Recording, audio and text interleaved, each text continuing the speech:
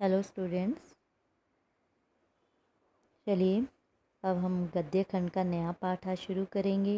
तो उससे पूर्व जो हमने पाठ पढ़ लिए हैं, जैसे दो बैलों की कथा हमने पढ़ा, लहासा की और हम पढ़ चुके हैं। देखिए, उपभोक्तावाद की संस्कृति तो डिलीट था, है ना, वो नहीं आएगा। और इस सांवले सपनों की याद, ये हमने पढ़ लिया था।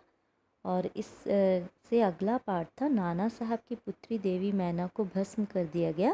तो ये भी पाठ आपको नहीं आएगा, ठीक है।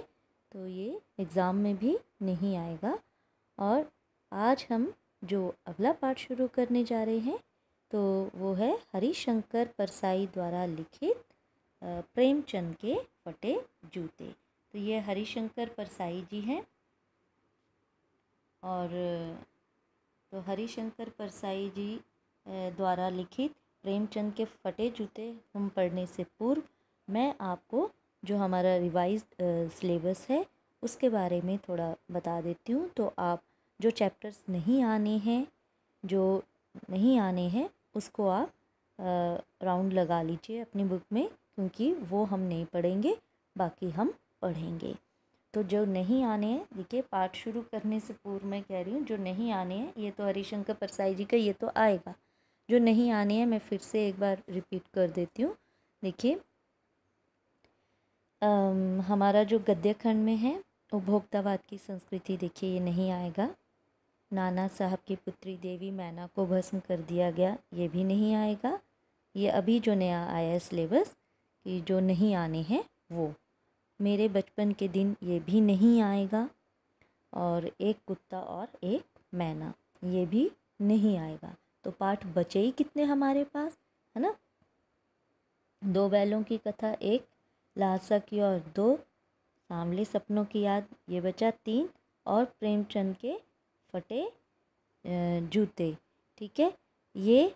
और बाकी तो सारे डिलीट हैं, ठीक है।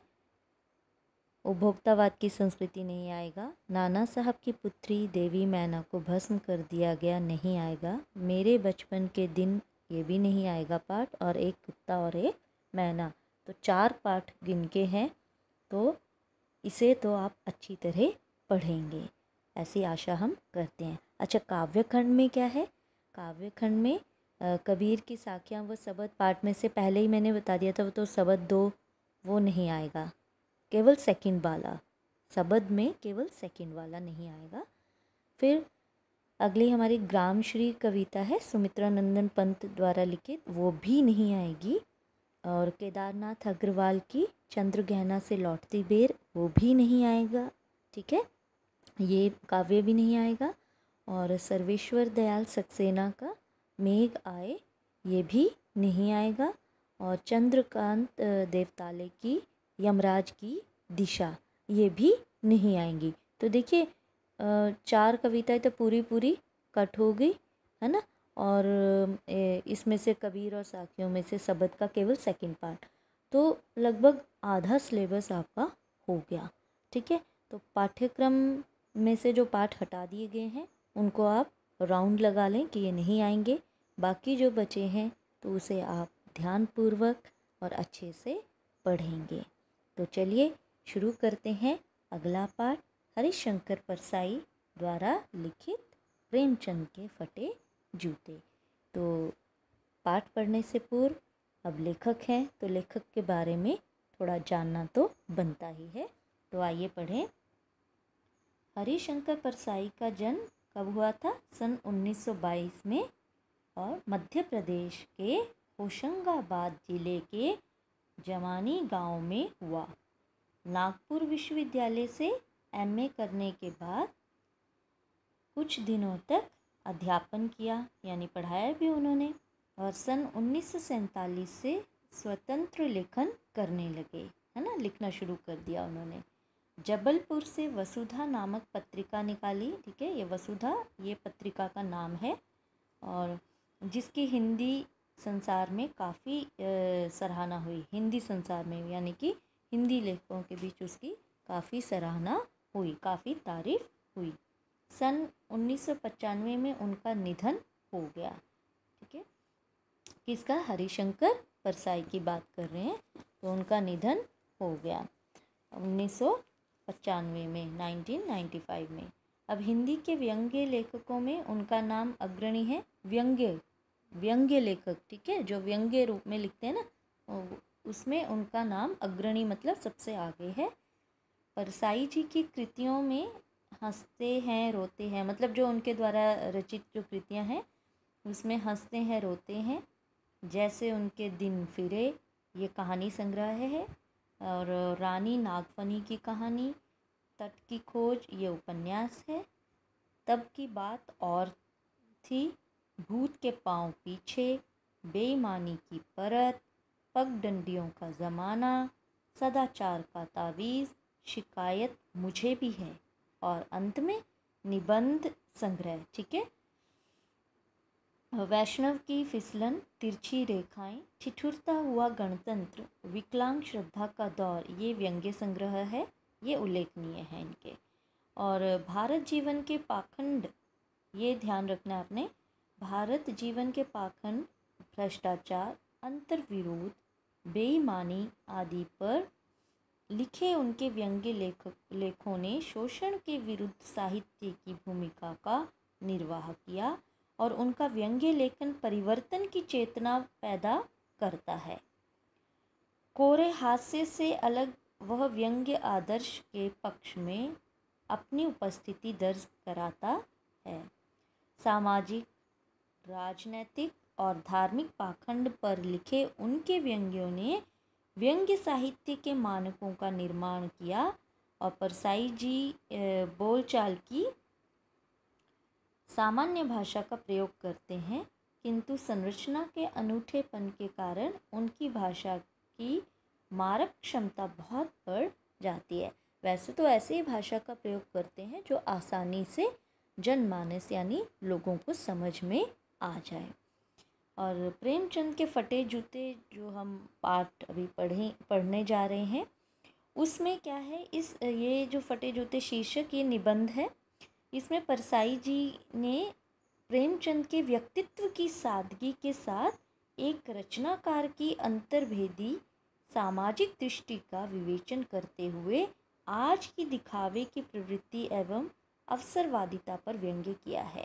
देखिए, बड़े कम शब्दों में प्रेमचंद के फटे जूते पाठ का सार आपके सामने ये प्रस्तुत कर दिया गया है। तो ये कहते हैं, ये जो पाठ है इसमें क्या है, इस पूरे पाठ में आपको क्या देखने को मिलेगा कि ये जो लेखक हैं कौन, हरिशंकर परसाई जी, और जो प्रेमचंद हैं ये भी बहुत बड़े उपन्यासकार हैं, लेखक हैं। जो हरिशंकर परसाई जी हैं वो प्रेमचंद के बारे में लिख रहे हैं, तो वो केवल उनका एक चित्र देखते हैं, एक फ़ोटो देख रहे हैं। उस फोटो को देखते हुए ही वो अपने मन में जो विचार उत्पन्न कर रहे हैं, जो उनसे बोल रहे हैं कि तुमने कैसे कपड़े पहने हैं, तुमने कैसे जूते पहने हैं, तुम इतने बड़े उपन्यासकार हो, है ना, और तुम कैसे हो, तुमने ऐसे फ़ोटो कैसे खिंचा ली, है ना। नहीं तो देखो, फ़ोटो खिंचानी होती है, बड़े उपन्यासकार, बड़े सेलिब्रिटीज़ होते हैं तो कैसे खिंचाते हैं फ़ोटोज़, फ़ोटो खिंचाते समय बड़े बन ठन के बैठ जाते हैं। तो वो इस तरह की उनके व्यक्तित्व को वो उभारते हैं एक केवल चित्र के माध्यम से।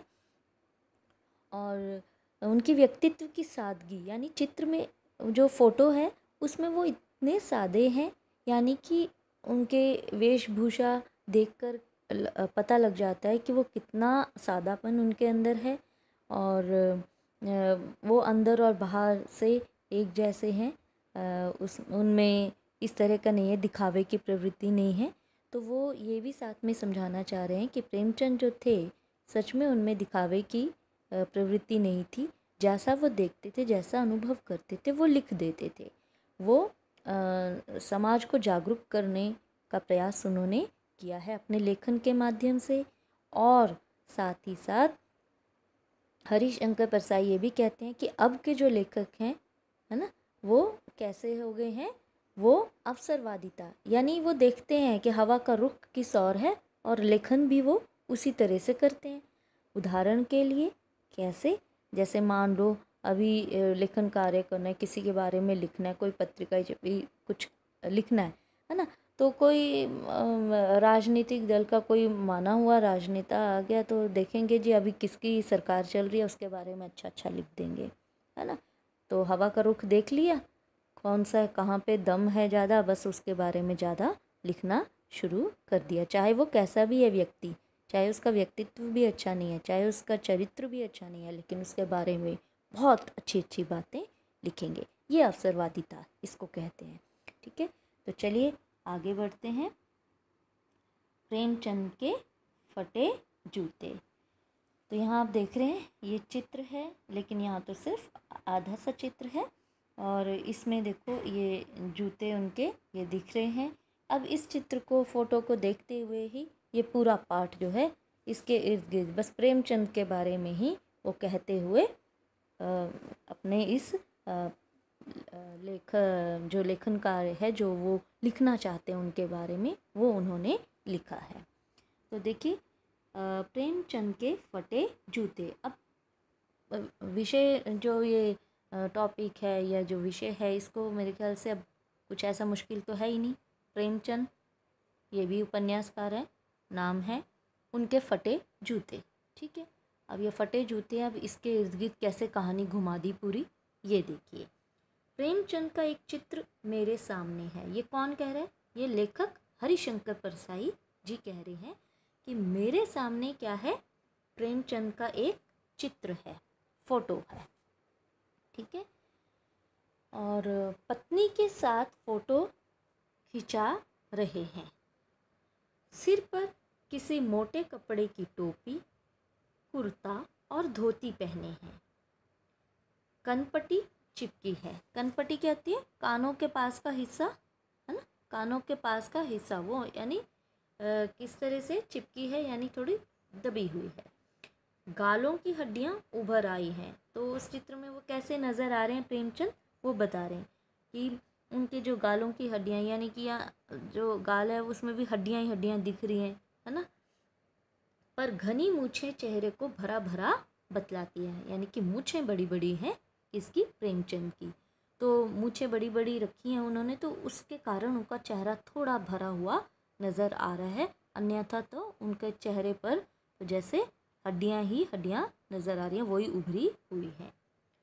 पाँव में कैनवस के जूते हैं। तो देखिए प्रश्न बन जाता है ना। तो पाँव में उनके कौन से जूते हैं? कैनवस के। कैनवस के जूते पता है कैसे होते हैं? वो कपड़े के जूते होते हैं ना, उस तरह के। और जिनके बंद बेतरतीब बंधे हैं। बंद यानी लेसिस जो है, तस्मे, ठीक है, तस्मे कहते हैं इसको, और लेसिस जो है बांधते हैं जूते के, ठीक है। बेतरतीब यानी बेढंग, है ना, बड़े अजीब ढंग से बांधे हुए हैं। लापरवाही से उपयोग करने पर बंद के सिरों की लोहे की पतरी निकल जाती है। यानी आप देखते हैं जो जूतों के लेसेस होते हैं, तो उसके आगे आप देखते हैं ना, जो छेद में डालने के लिए आगे बारीक सा पतला सा उसके ऊपर हल्की सी परत चढ़ी होती है ना, एल्युमिनियम या लोहे उसकी पतरी सी चढ़ी होती है, तो वो निकल जाती है और छेदों में बंद डालने में परेशानी होती है। बंद यानी लेसिस डालने में, तस्मे डालने में मुश्किल आती है, क्योंकि वो टूट चुका है तो मुश्किल आएगी ना, आगे से मोटा हो गया। तब बंद कैसे भी कस लिए जाते, यानी लेसिस तस्मे कैसे भी बांध लिए जाते हैं। तो वहाँ भी उनका मतलब कोई फैशन नहीं है, कोई स्टाइल नहीं है प्रेमचंद का। इतने बड़े उपन्यासकार है, इतने बड़े लेखक हैं, है ना। दाहिने पाँव का जूता ठीक है। दाहिना, दाहिना मतलब राइट, ठीक है, सीधे पैर का। मगर बाएं जूते में बड़ा छेद हो गया है। बाएं यानी लेफ्ट, ठीक है, लेफ्ट। बाएं जूते में बड़ा छेद हो गया है, यानी दाहिने पाँव का जूता ठीक है, ठीक है, राइट फुट का जो जूता है वो बिल्कुल सही है। बाएं जूते में बड़ा छेद हो गया है, जो बाएं पैर का जूता है उसमें बड़ा छेद हो गया है, जिसमें से उंगली बाहर निकल आई है। तो बड़ा छेद होने के कारण जो है पैर में से उंगली बाहर आ जा रही है। तो देखिए, तो इसमें जो शॉर्ट क्वेश्चंस बनते हैं, ठीक है, जो छोटे छोटे प्रश्न बनते हैं वो क्या है कि पाँव में कौन से जूते उन्होंने पहने हुए हैं, कैनवस के, ठीक है। और जिनके बंद बेतरतीब बंधे हैं, तो क्यों बेतरतीब से क्यों बंधे हैं, मतलब बेढंग से क्यों बांधे गए हैं, क्यों? क्योंकि लापरवाही से उपयोग करने से बंद के सिरों पर की लोहे की पतरी निकल जाती है, तो छेदों में बंद डालने में परेशानी होती है, तो कैसे भी बांध लिए जाते हैं, इसलिए बेढंग तरीके से वो बंधे हुए हैं। तो ये शब्द याद रखने, बेतरतीब यानी बेढंग। और कौन से पाँव का जूता ठीक है? दाहिने पाँव का जूता बिल्कुल ठीक है, मगर बाएं जूते में क्या हो गया है, बायां जूता उसमें बड़ा छेद हो गया, यानी कौन सा जूता फटा है, बाएं पैर का जूता उनका फटा हुआ है, जिसमें से क्या होती है, क्या निकलते हैं, अंगुली बाहर आई है, निकल आई है।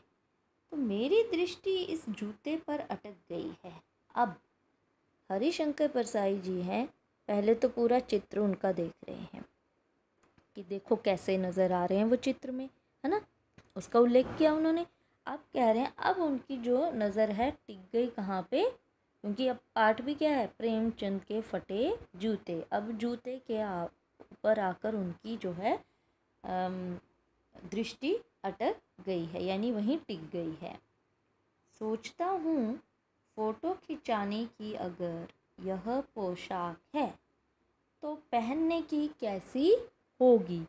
अब देखिए प्रश्न बनता है, देखिए वो क्या सोच रहे हैं कि जो व्यक्ति इतना बड़ा उपन्यासकार, इतना बड़ा लेखक, जो फ़ोटो खिंचाने के लिए ऐसे ही बैठ जाता है, ढंग से कपड़े नहीं पहने हैं, ढंग से जूते नहीं पहने हैं, है ना, तो वो अगर इस तरह से फ़ोटो खिंचाने की अगर ये पोशाक है, यानी ऐसे कपड़े हैं फ़ोटो खिंचाने के, तो पहनने की कैसी होगी, तो घर में कैसे पहनते होंगे, यानी इससे भी बुरे।